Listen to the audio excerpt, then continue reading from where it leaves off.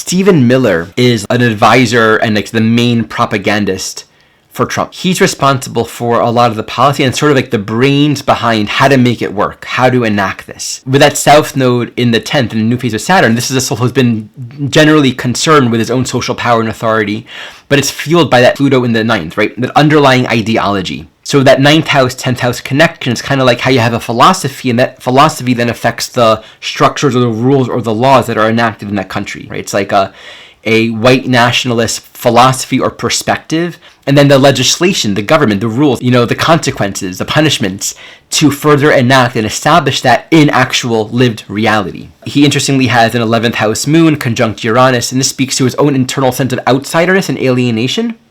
And that Uranian dynamic is I'm an outsider, I'm different, and then so we can easily project that outwards. Oh, these Hispanic people in my high school, they're all speaking Spanish. Why don't they speak English? We're in America, right? Where it easily becomes his own internal alienation projected outwards to these other groups of people. Sag in the 9th literally is foreign groups of people that are different than me. I don't understand them, and I feel very alienated and different.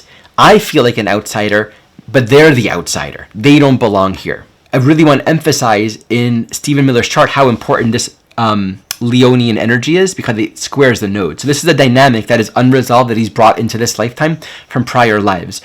And this is basically the ability to, on the one hand, I'm appealing to make you feel like I like you. I'm going to be very appealing and convincing to those who I know how to get the message across to them. Right? So I can create publicity. I can create media.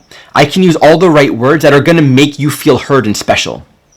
So how many people are feeling motivated and inspired by Miller? It's the pretext of whenever he speaks, the whole context is he's really convincing. There are people violating the rules, dangerous, harmful people, right? And this really appeals to those that feel like, we got to get the illegals out of this country. They're the problems here.